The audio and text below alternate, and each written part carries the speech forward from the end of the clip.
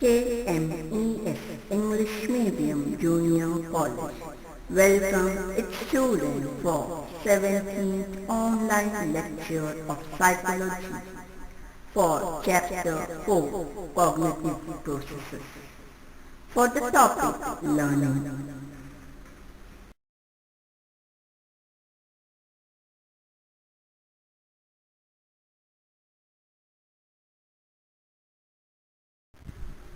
Students, in the previous lectures of cognitive process, we have learned about cognitive processes, attention, perception and thinking. In that we have seen that cognitive processes are all higher level functioning of the brain by which we become aware of and understand the world around us. Cognitive processes are studied in the branches of psychology called cognitive psychology. The process like sensation, attention, perception, learning and thinking are the example of cognitive processes. In this chapter, till now, we have studied about attention, perception and thinking. We have seen that attention is the process of focusing on one or few objects, person or stimuli from among many from the field of awareness. We have seen that attention is the mental process of bringing few stimuli into the center of awareness out of many stimuli present. In attention perception, we have seen that perception is the process of assigning meaning to the information that we receive about the environment. We make use of both top-down process and bottom-up process while perceiving.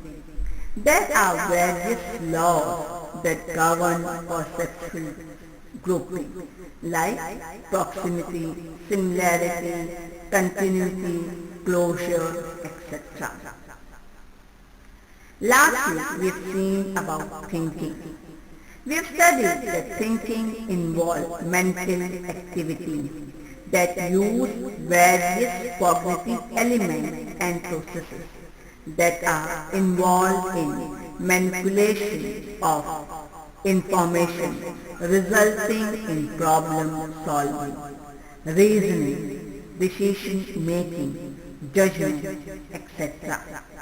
The core elements which are used while thinking are mental representation, concept, stigma and the use of language. Students, in today's lecture, we are going to study about another process of cognition, that is learning. Students, coming to the topic of today's lecture, that is 4.5 learning and its subtopic, that is 4.5.1 meaning and definition of learning. Coming to the second topic, that is 4.5.2 processes of learning. There are 4 processes of learning that we are going to study in this chapter. Learning by classical conditioning, learning by operant conditioning, learning by cognitive processes, learning by assimilation and accommodation, and the last one, learning by observation. Last one, learning by observation, is being omitted for this academic year 2021. 4.5.1 Meaning of learning. Learning is an important process of human life.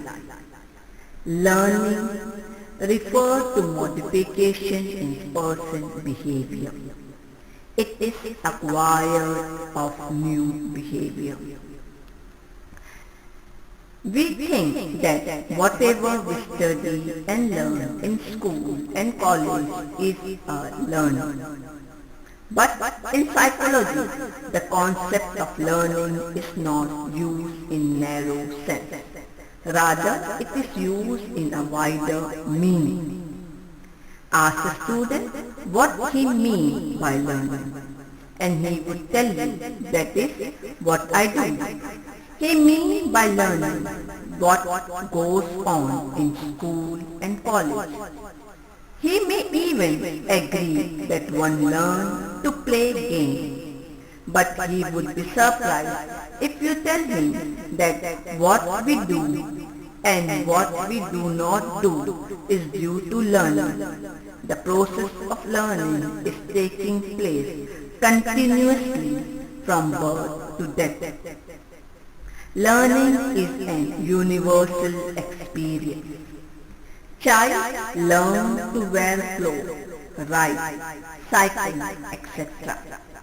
As they grow up, they even learn to drive a motor car, scooter, computer. Also, they may learn social norms, traditional values, habits, adjustment to changing social environment, etc. If we study the principle of learning, we come to know that the different mental processes. In short, it is necessary to study the principle of learning for describing the nature of human behavior.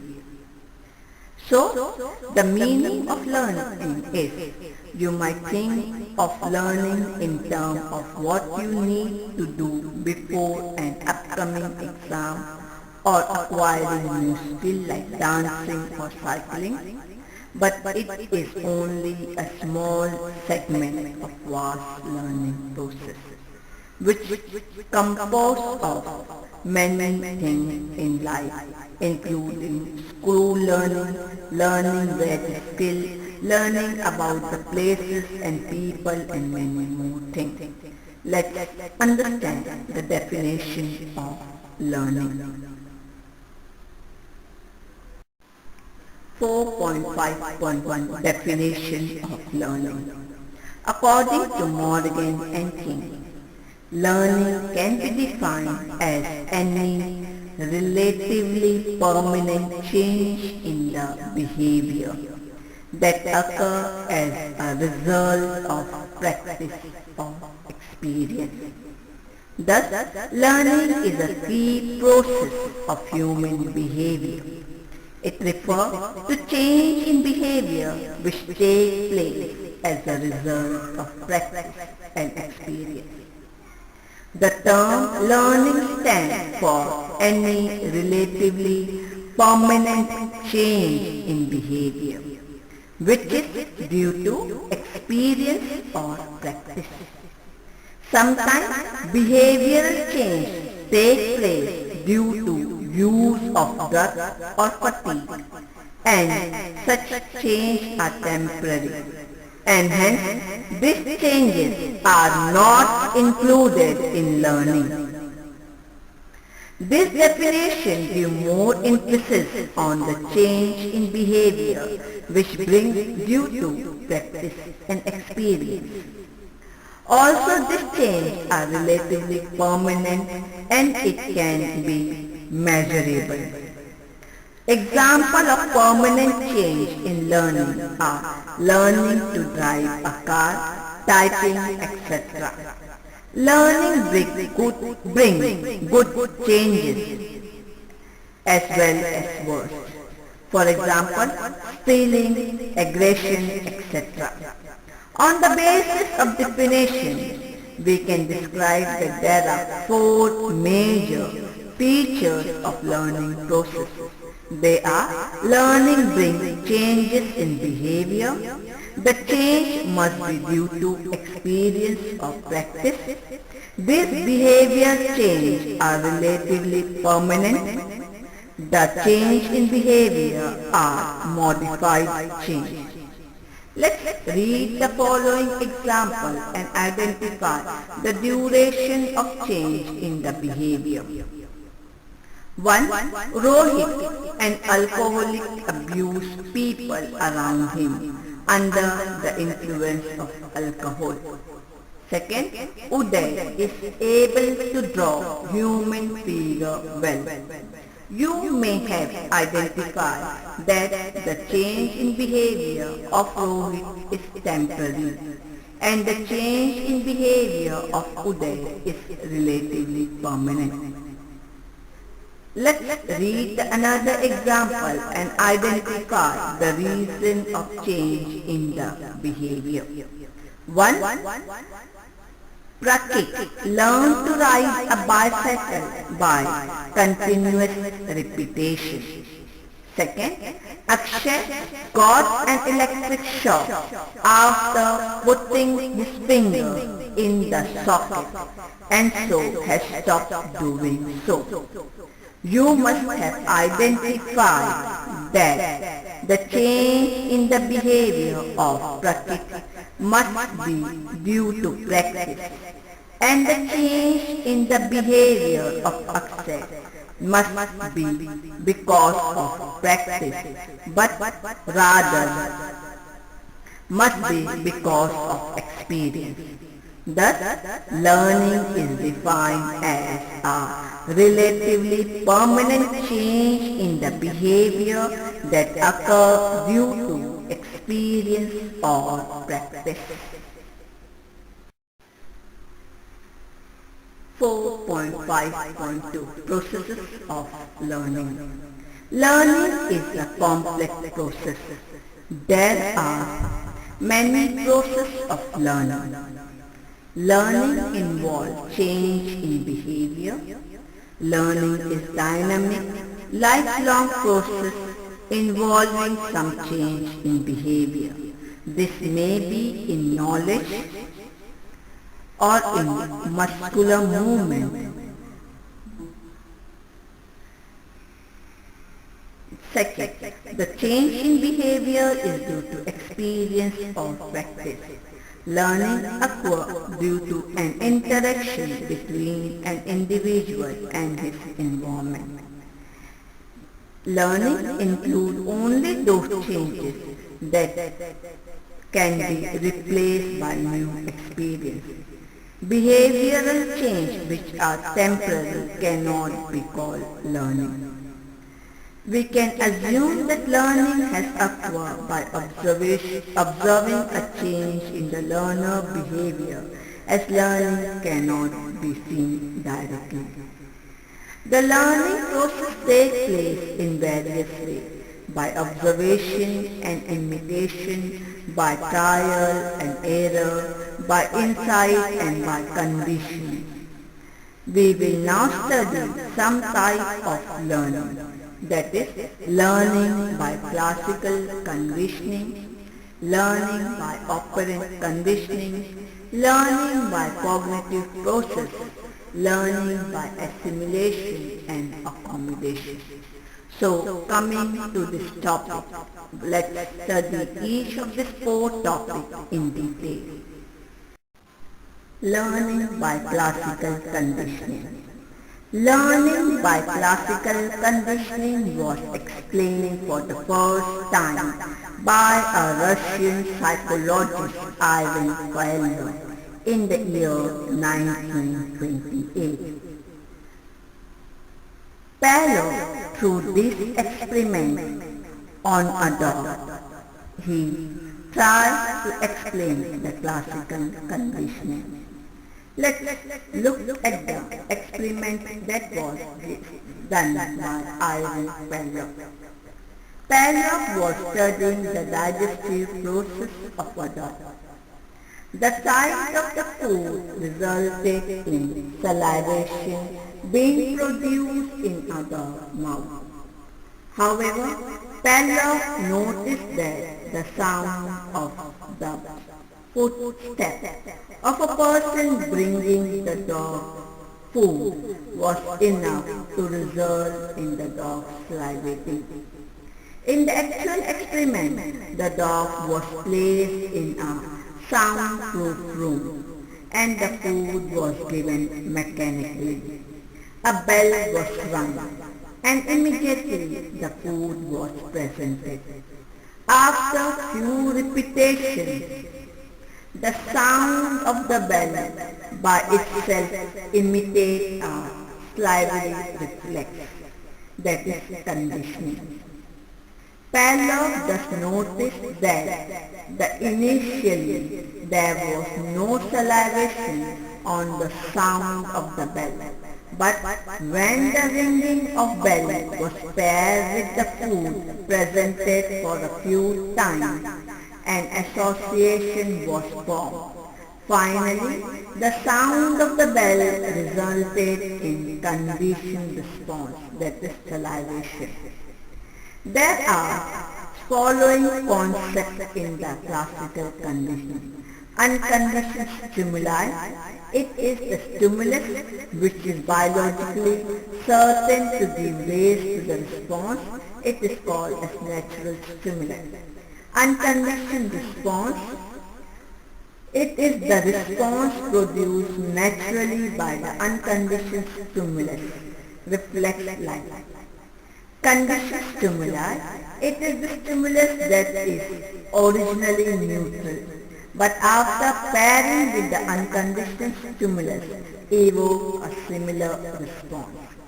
Conditioned response, it is a response produced by the conditioned stimulus after the stimulus substance.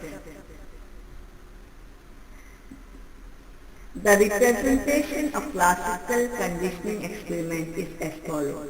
Before condition, food is the unconditioned response and bell is no salivation.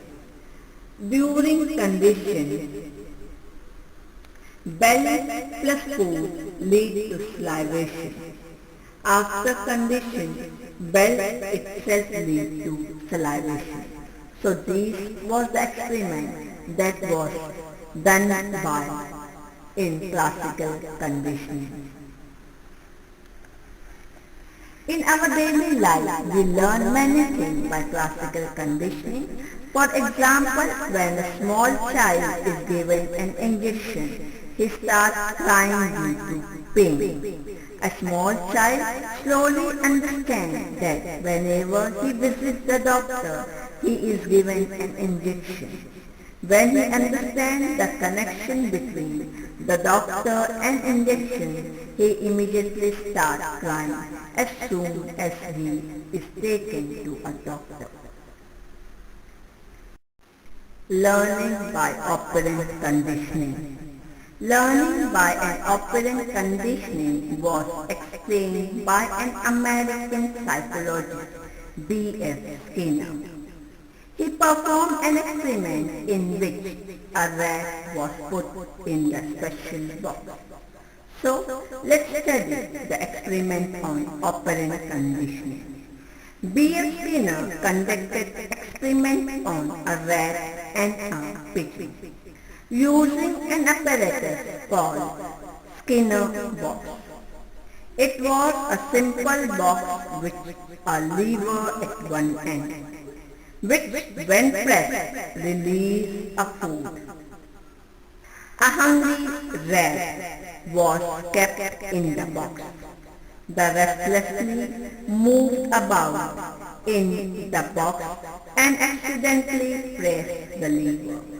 The food was released, which the rat then ate.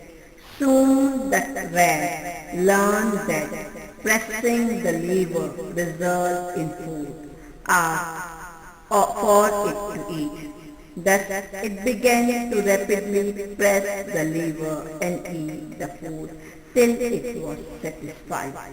The rat thus learned the relationship between its behavior, pressing the lever, and the release of the food as a result.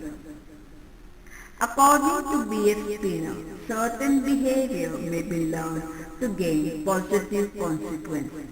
Similarly, as he also demonstrates that certain behavior may be learned to avoid negative consequences. Imagine a situation and try to understand the nature of learning by operant conditions. If your teacher deducts 5 marks for late submission of assignment, you will be on time for the next submission. Second, after much hard work, you win a dance competition. You are likely to participate next year too. In the first situation, you are less likely to repeat your behavior because your behavior yields to a negative consequence. While in the second situation, you are more likely to repeat the behavior because it leads to some positive consequence. Learning by cognitive processes. Just when Skinner and Pavlov were talking about connections and consequences of behavior, Edward Tolman demonstrated that though rats in this experiment was not given any food, they still learned about the different pathways in the maze. That means rats created math in the mind just for the sake of it. This experiment demonstrates that learning takes place in the mind using mental process, what we call cognitive processes now. So, in learning by cognitive process, Edward Tolman explained that learning may take place using cognitive process like problem solving, reasoning, etc., and not only due to forming of connections, as explained by classical conditioning, or due to the consequence of behavior, as explained by classical operant conditioning. Learning by assimilation and accommodation. James Piaget explained that we learn many things by assimilation and accommodation. James Piaget is one of the opinion that on the basis of new experience or new information we keep refining the existing concept that we have.